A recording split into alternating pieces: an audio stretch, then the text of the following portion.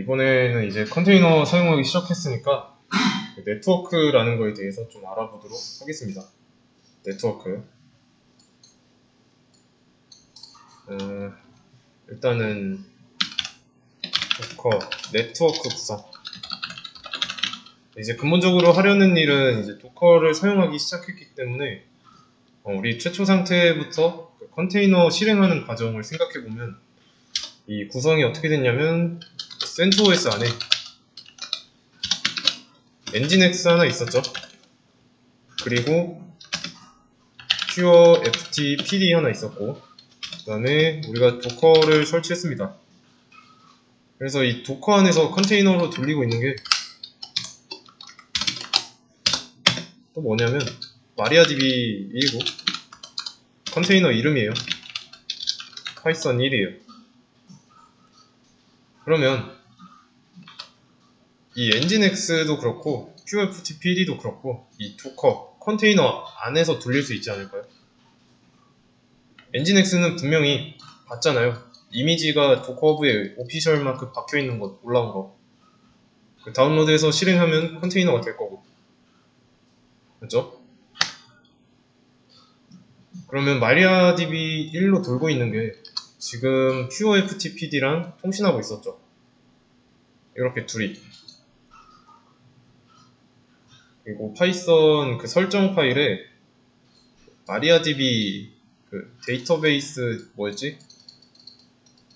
설정 파일 안에 settings.py 안에 딕셔너리 문법으로 되어 있어갖고 디폴트 어쩌고 있었잖아요. 거기에 이 MariaDB 안에 있는 데이터베이스 사이트 2 이거 써줬잖아요. 기억나시죠? 그래서 이제 컨테이너끼리 여기서는 컨테이너끼리 통신하고 있고요. 얘는 이 MariaDB 1 컨테이너는 외부에 있는 PureFTPD랑 통신하고 있습니다. 그래서 호스트는 도커 입장에서 CentOS죠. 도커가 CentOS 안에 있으니까. 그리고 호스트 환경에 있는 이 엔진X나 PureFTPD 얘도 컨테이너로 만들 수 있고요. 그러면 이런 엔진X 안에 설치하는 모든 프로그램이 컨테이너가 된다면 이 호스트 환경 안에 존재할 필요 없죠. 무슨 느낌인지 이해되시나요? 그러니까 얘네를 MariaDB도 여기 있었잖아요. 그 MariaDB를 도커 안으로 이동한 것처럼 엔진X나 PureFTPD도 도커 안으로 이동할 수 있다는 거예요. 그러면 이제 도커 안에 엔진X가 생기고 또 PureFTPD 생기고 또 얘네들끼리 통신을 할 수 있다는 얘기죠. 이게 되려면 요게 하나의 시스템이 돼야 되고 이런 시스템이 운영돼야 되고요. 대표적으로 서버 구축할 때 필요한 거 언급한 적 있죠? 뭐였지? 일단 3개가 있었는데 웹서버랑 와스 서버랑 DB 서버 이렇게 얘기한 적이 있었을 거예요. 와스 서버? 와스 서버는 뭔가 좀 의미 중복이네요. 와스라고 할게요. 그래서 이게 엔진X, 요게 MariaDB, 이게 와스. 그래서 와스라고 있는 게 있는데 이 와스는 뭐냐? 웹 어플리케이션 서버예요.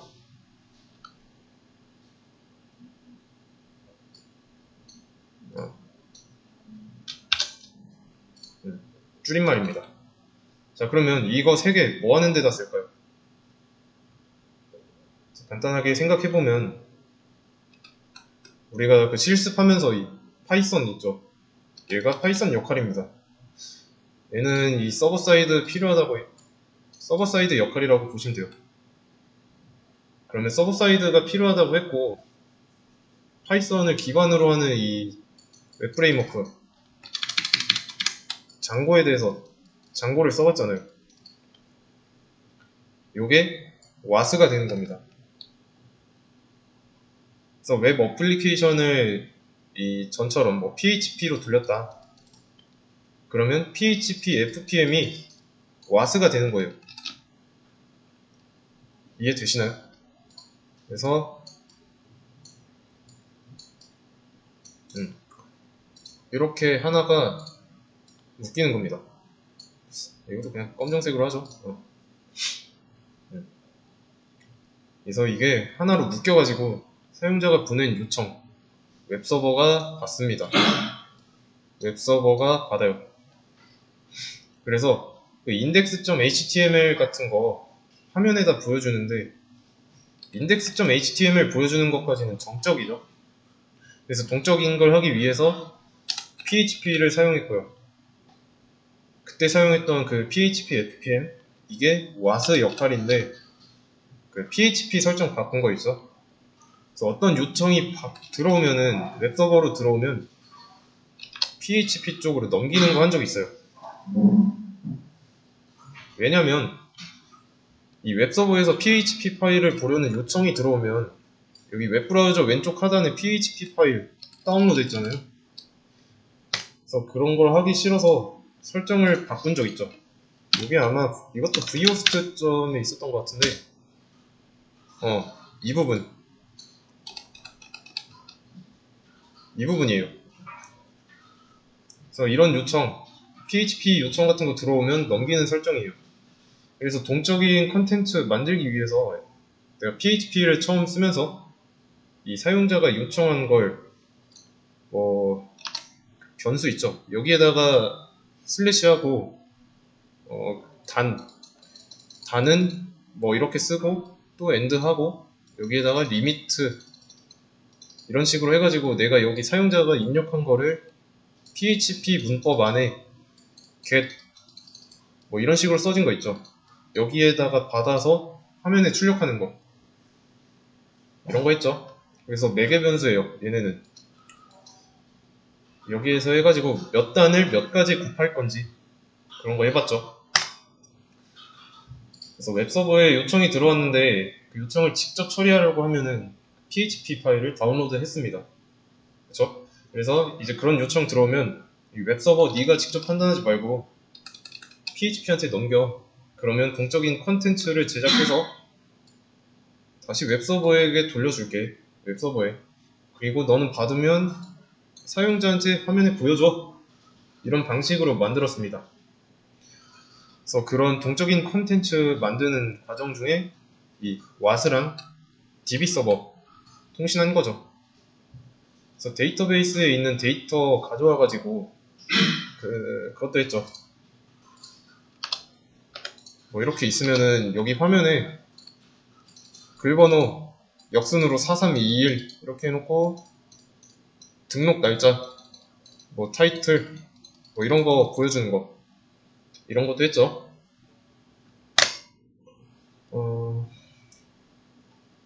그래서 중요한 거는 서버 사이드에게 이 웹서버가 처리하지 못하는 일 있죠. 그거를 요청을 넘깁니다. 이렇게 넘겨요. 그러면 와스가 받습니다. 받아서 처리하고요. 근데 이 처리하는 도중에 데이터베이스 DB 서버랑 통신하는 겁니다. 그래서 이제 DB에 저장된 데이터를 꺼내와서 여기서 컨텐츠를 만들고 다시 웹서버에게 돌려주는 거죠. 그러면 웹서버는 사용자에게 돌려줘가지고 화면에 보이게 하는 거죠. 그래서 이게 웹의 기본 구동 방식입니다. 따라서 웹이 구동하기 위해 필요한 서버는 최소 웹서버, DB 서버, 와스 최소 3개라는 거죠. 우리 실습하면서 썼던 와스는 잠고고요. 그리고 중간에 하나 더 있었죠. 뭐 퓨어 FTPD라고 해가지고 개발자 친구들 뭐 상황 해가지고 했던 거.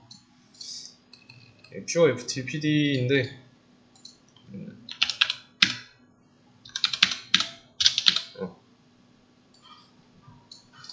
퓨어 FTPD인데 이거는 진짜 FTP 용도였죠. 실제로 운영하려는 프로그램 배포하거나 뭐 서버 구축에 필요한 건 아니고요. 내가 시스템을 만들고 서버를 구축해서 돈 받고 운영하는 그런 클라우드 사업 있죠. 그럴 때 필요한 거예요. 그래서 좀 상황도 설명했죠. 개발자 친구 ABC, 나는 서버 엔지니어. 그래서 얘네가 나한테 서버 구축 부탁했는데 각 서버를 얘네가 A가 B 거, C 거 못 건드리게 하고 B가 A 거, C 거 못 건드리게 하고 이럴 때 쓴 게 FTP였죠. 그래서 얘는 좀 논외로 보시면 됩니다. 중요하게 봐야 되는 거는 이 세 가지. 이 세 가지예요. 이 와스는 실제 돌리려는 프로그램. 그러니까 내가 자바라는 언어를 기반으로 웹사이트를 하나 만들었어요. 그러면 그게 서버 사이드 언어로 이루어진 프로그램이니까. 맞죠? 그래서 얘는 실제 돌리려는 프로그램. 이건 안 쓸게요. 실제 돌리려는 프로그램이 될 거고 DB 서버랑 웹 서버 이렇게 세 개. 얘네가 컨테이너로 돌아야 됩니다. 도커를 쓰는 이유 언급한 적 있죠? 자, 웹과 DB와 와스 얘를 컨테이너로 만들어서 이렇게 묶었습니다. 지금처럼. 한 번에 이 서버를 이거 헷갈리니까 이건 없애죠. 이건 무시하세요. 그래서 한 번에 이 서버를 잘 다룰 수 있게 해놨는데 같은 형태로 다른 컴퓨터에 서버를 구축해야 돼요. 그러면 같은 방식으로 작업을 하면 되겠죠. 근데 솔직히 우리가 방금 한 이런 실습 있죠? 제가 영상 녹화했는데 그게 시간이 거의 한 1시간 가까이 됐어요. 아무리 이렇게 말하면서 했다지만 말 안 하고 한다 해도 20분 정도는 걸릴 겁니다.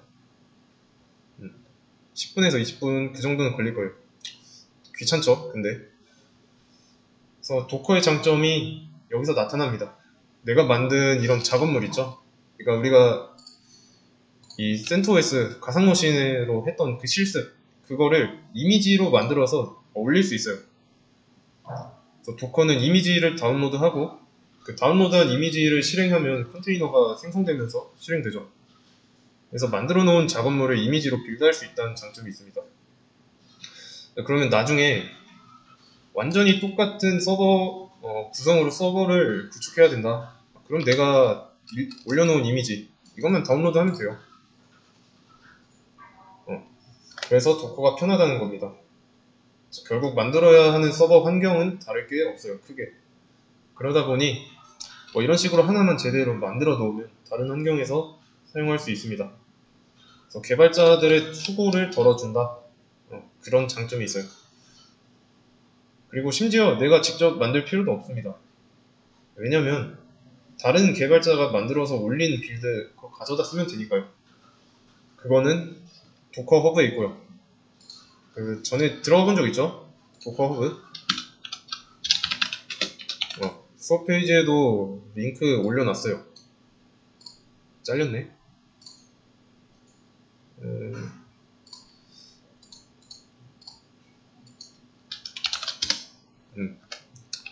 여기에 다 올려 있어요. 그래서 엔진엑스 이 빌드도 다른 사람이 만들어 놓은 거예요. 빌드가 아니라 이미지죠.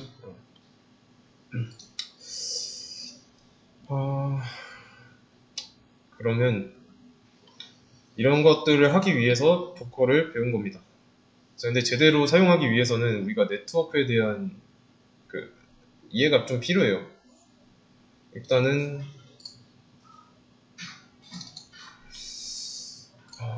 다른 과정은 다 생략하고 이거는 리눅스라고 해야겠습니다. 리눅스예요.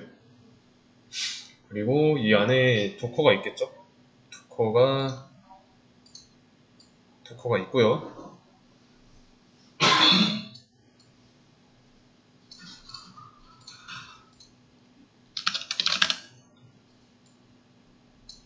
도커가 있고, 도커 안에는 컨테이너가 있습니다. 컨테이너 뭐뭐 있지? 3개. 일단은 엔진엑스, 그리고 마리아DB, 와스 이렇게 있다고 할게요. 그러면 현재 우리 상황은 이게 엔진엑스고, 요게 마리아DB, 그리고 이게 여기가 이제 와스인데 우리는 파이썬 설치했으니까 파이썬이라고 하겠습니다. 이렇게 만든 상태에서 알아야 되는 거는 이 NIC라는 게 있습니다. NIC라고.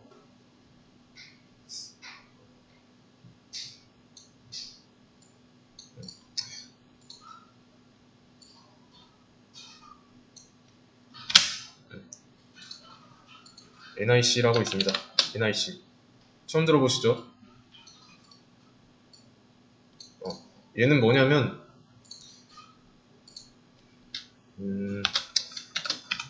이게 네트워크 인터페이스 컨트롤러입니다.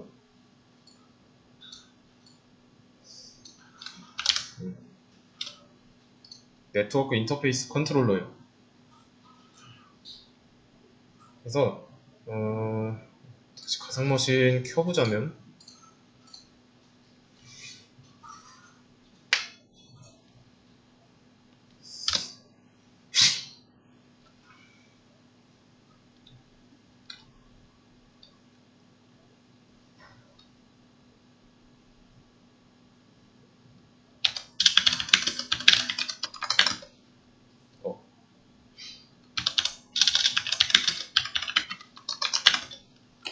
IP ADDR 해보면은 어딨지? 이 CentOS는 EMP 0S3이죠.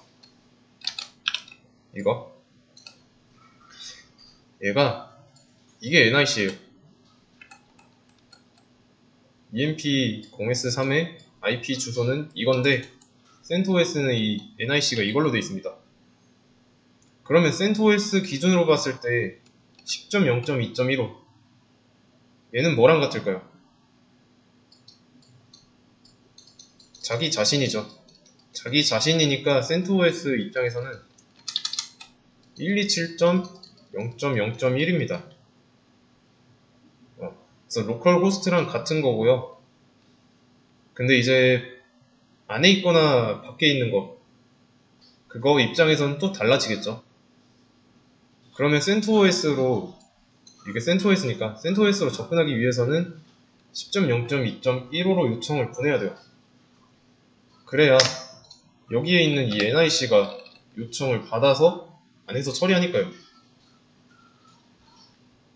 그래서 맨 처음에 우리 푸트 코딩 할 때 여기 지금 아무것도 없는데 푸트 코딩 할 때 좀 여기에 굉장히 좀 뭐가 많은 게 있었죠. 그 이유는 이제 10.0.2.15로 그 요청을 보내야 되니까. 그래야 CentOS가 알아듣습니다. 여기다가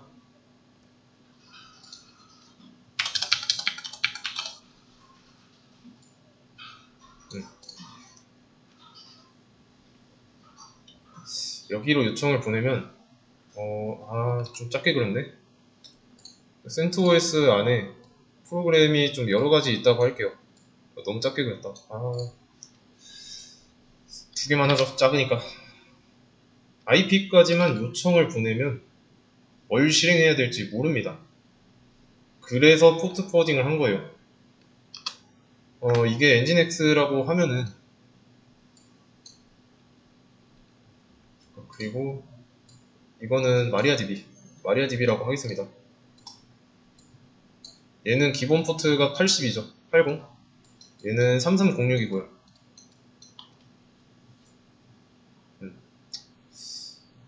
밖에서 요청을 보냈을 때 포트를 80으로 이렇게 써주면은 요청이 들어와서 얘 80으로 돼 있네 하면서 엔진엑스로 찾아갑니다.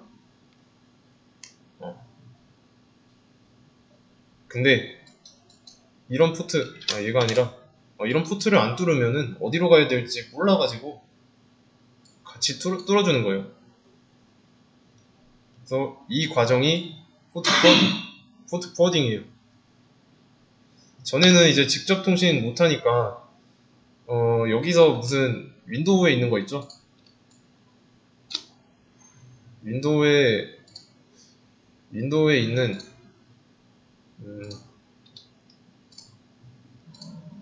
윈도우에서 뭐 이런 식으로 포트를 타고 여기로 간다고 했죠. 근데 뭐 이게 같은 말이긴 한데 포트 포워딩을 하면 외부에서 요청이 들어왔을 때 그 요청을 받아서 일 처리를 합니다. 그래서 이런 개념이에요. 근데 이런 NIC가 CentOS에만 있는 게 아닙니다. 또 어디에 있냐면 도커에도 있어요. 도커 안에도 있습니다. 그래서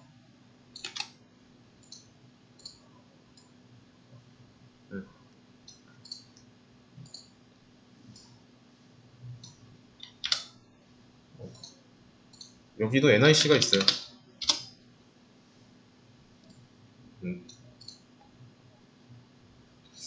근데 이거를 좀 정확히 NIC라고 보기에는 좀 모호합니다. 그래서 도커 네트워크라고 할게요.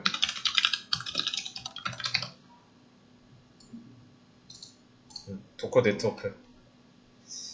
이 컨테이너는 도커 안에 있죠? 그러면 컨테이너의 대장은, 그러니까 컨테이너의 호스트는 도커입니다.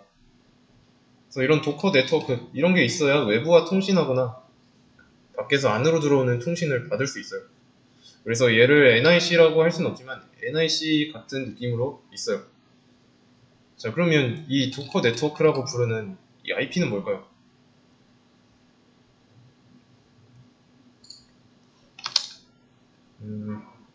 여기 있죠? 172.17.0.1 이거예요.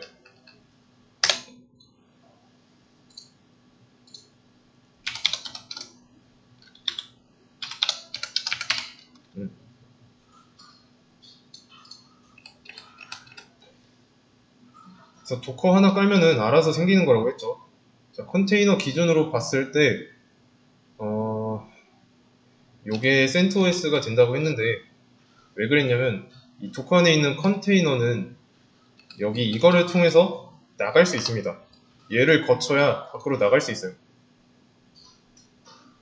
밖에서도 들어올 때 여기를 통해야 들어올 수 있습니다. 여기를 통과해야 돼요. 그래서 현재 도커가 NAT다라고 보면 됩니다. 이게 NAT 방식이라. 그래서 이 역할을 했던 것 중에 이런 것도 있어요. 그 우리 파이썬 장고 DB 운영할 때 연결할 때 어디로 했냐면 여기로 했습니다. 여기서 DB 설정할 때 여기로 했어요. 그 이유는 파이썬이 요청을 보냅니다. 자, 그러면 DB랑 통신하기 위해서 여기로 보내야 되죠. 마리아DB로. 근데 이 컨테이너끼리 직접 통신이 되는 게 아닙니다. 여기를 거쳐야 돼요. 여기로 보낸 다음에 마리아DB 연결해주는 겁니다. 그래서 172.17.0.1이라는 IP를 쓴 거예요. 이해되시죠? 그 컨테이너 돌릴 때 포트 포워딩 해서 바로 돌리는 것처럼 엔진X니까 기본 포트 80일 거고 그리고 이 80을 8090으로 한다면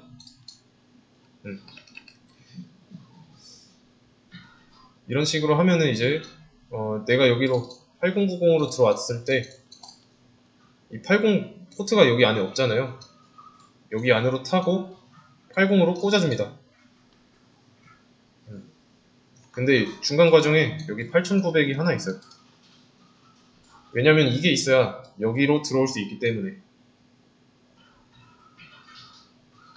이해되시나요?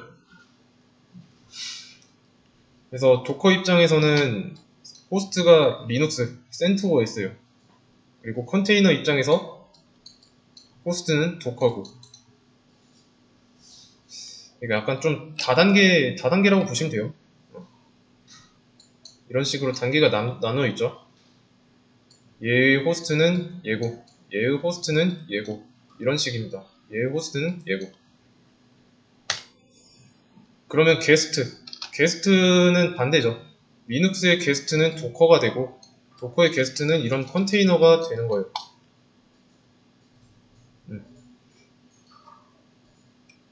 그래서 좀 자세한 내용은 다음 시간에